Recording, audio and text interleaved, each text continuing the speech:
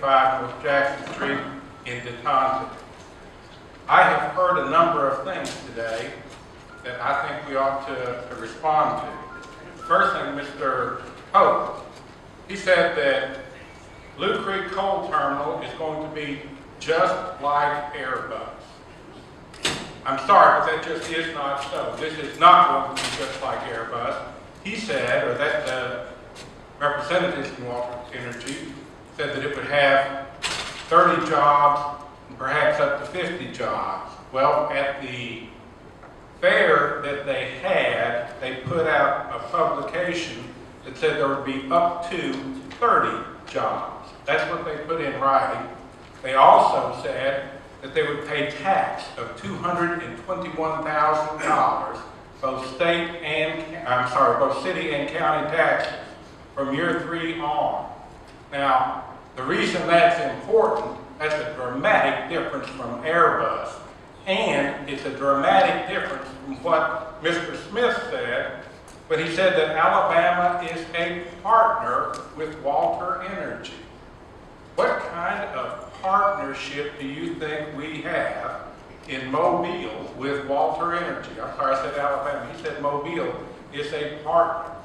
We must be about a 0.0005% partner if we're getting $221,000 per year in city and state taxes from a company that's paying its chief executive officer $2 million. Now, we also have to think about the jobs we will not get if we have a coal terminal. Are we likely to get a cruise terminal? Are we likely to get tourists? You've seen the petitions from businesses downtown, from all of the constituents saying that they do not want the coal terminal. It will hurt their business and it will hurt jobs.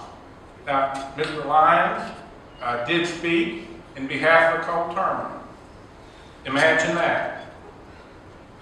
He also said that coal is not much of a problem. Now, you have received a copy of the 2007 Church Street study, where swabs of material on houses and cars were presented to a scientific firm. They studied it. They reported back that there was coal, and some of 40% in some areas of the material removed was coal. Now, an interesting thing, Dr. Dittendorf is probably extremely well qualified. And if he wanted to get to the bottom of what the coal industry was doing to Mobile, he would have taken that 2007 study and said, let's replicate it. Let's take some material off some of these houses in the affected area and see what percentage is coal. He didn't do that. Nobody has done that. What they want to do is tell you that that scientific study, don't pay attention to that. Pay attention to what we predict will happen. What we predict. And you know those predictions? Did they take into account a hurricane? No. Did they take into account a tornado? No. Did they take into account an equipment failure? No.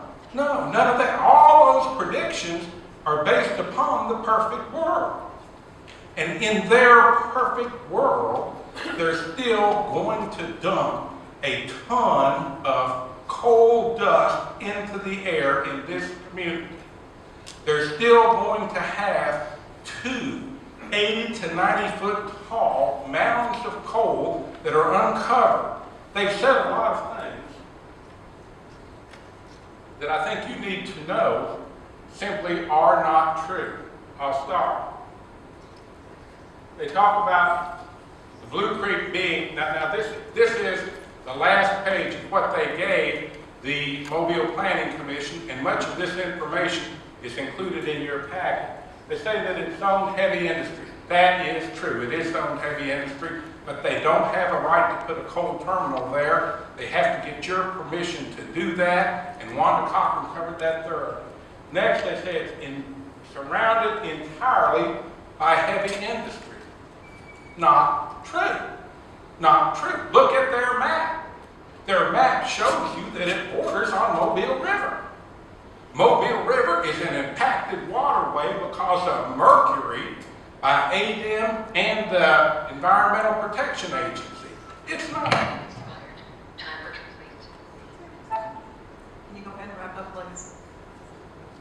They said that they have the required air permits. They don't have the air permit. That's simply not true. You've seen the letter from ADEM.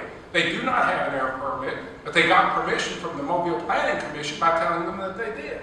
They say they got the state-of-the-art coal handling terminal. They don't. They don't have the dome. If you Google a dome terminal, everybody says that that's the way to go. That is state-of-the-art. But if they make you believe, no, state-of-the-art doesn't require a dome, what can we do about that?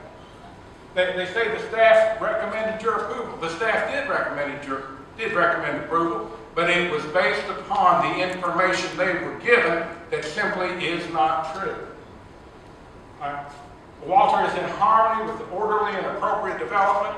Well, we heard from Wanda about their PUD. The PUD requires that they be a good neighbor, that they not impact people in close proximity.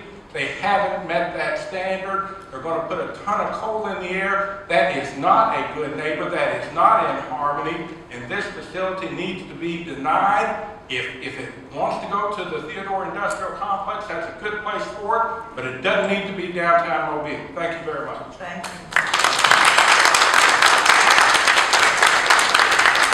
Some discussion about Walter's financial condition. Walter is a publicly traded company. Their financial condition is out there. All the details are there. Welcome to look at it. The met coal worldwide market is in a down cycle. When that cycle returns, and I think all sound predictions are that it will, that Walter will be funded again with many, many more jobs. So it's been a disappointment that the market is not as high as it was. Certainly Walter and the stockholders would prefer that it be higher. But it's not in bankruptcy. It's not on the verge of bankruptcy by any analyst, any independent analyst who's out there. So I wanted to share that with you. Then, with respect to the grounds for appeal that have been stated in the appeals that came to you, among them, that the Planning Commission shifted the burden of proof away from Walter and on to the citizens. We've been in this process for months now, and there hasn't been any evidence, any sound professional study brought forth at all. There hasn't been another air emissions report like the one that we've provided with a comparable expert to say, oh, those numbers are wrong, or those aren't the standards that EPA applied. So we've tried to be ready to respond, and the information hasn't been forthcoming.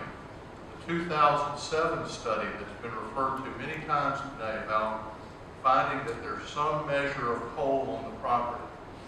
First, one thing that everybody here knows is a fact, that is, there's not 1 grain of coal on anybody's property that came from the Blue Creek Coal Terminal that's been approved. It's never been in operation. All of the equipment that's in place on that property is going to be different. McDuffie has made huge strides. They've added water cannons. You've seen them.